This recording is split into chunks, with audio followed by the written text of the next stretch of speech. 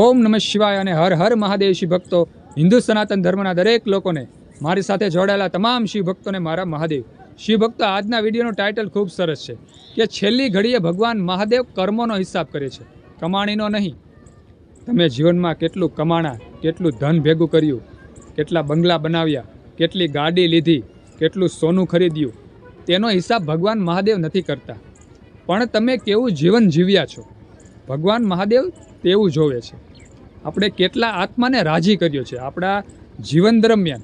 આપણે જ્યારે જીવનની આપણી શરૂઆત થાય છે, જ્યારે આપણે સમજણા થઈએ છીએ અને ત્યાંથી આપણું ઘટપણ આવે છે, તે સમયગાળામાં આપણે કેટલા આત્માને રાજી કર્યા છે, કેટલા જીવોને આપણે સુખી કર્યા છે, ભગવાન તે જોવે છે, તે આપણા કર્મો જુએ છે. એટલે હંમેશા તમામ શિવ ભક્તોને મારે એટલું જ કહેવાનું કે જો આપણે આપણું જીવન, આપણો અંત સમય સારો કરવો હોય તો હંમેશા કર્મો સારા કરવા.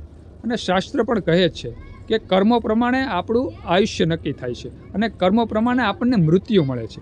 તો તમામ શિવ ભક્તોને અને તમામ હિન્દુ સનાતન ધર્મના દરેક લોકોને મારે એટલું જ કહેવાનું કે હંમેશા કર્મો સારા કરવા, કારણ કે ભગવાન મહાદેવ આપણા કર્મો જુએ છે. અને છેલ્લી ઘડીએ ખાસ કરીને ભગવાન, તમે જોવો છો ઘણાને અતિશય રોગ, દરિદ્રતા, પીડા મળે છે અંત સમયે. જીવનમાં તેનું કારણ હોય છે, અંદરથી આપણને નથી દેખાતું, પણ તેના કર્મનો અભાવ હોય છે.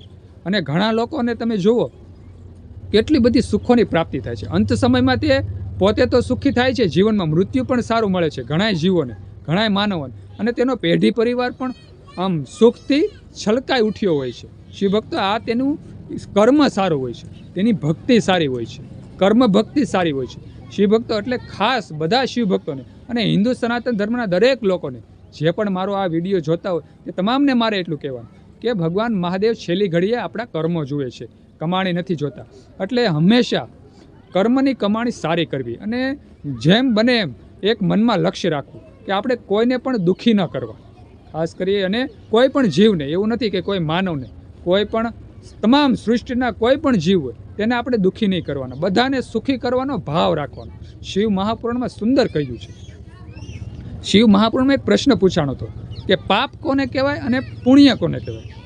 શિવ ભક્તો, તેમાં સુંદર એક કુંડલ મુનિ હોય છે, તે સુંદર જવાબ આપે છે કે કોઈ પણ જીવને આપણે સુખી કરીએ તે પુણ્ય છે, અને જીવ માત્રમાં કોઈને આપણું મન દુભાવીએ તે મહાપાપ છે. પાપ નહીં, તે મહાપાપ છે. એટલે કોઈને પણ આપણે દિલ દુભાવવાનું નથી અને સર્વ જીવને આપણે સુખી કરવાનો મનમાં ભાવ રાખવાનો છે અને બને તો તેને સુખી કરવાના છે.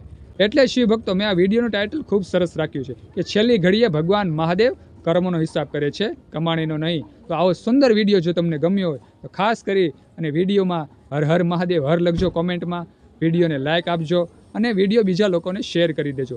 આજે બસ આટલું જ. બધા શિવ ભક્તોને મારા હર હર મહાદેવ હર અને ઓમ નમઃ શિવાય.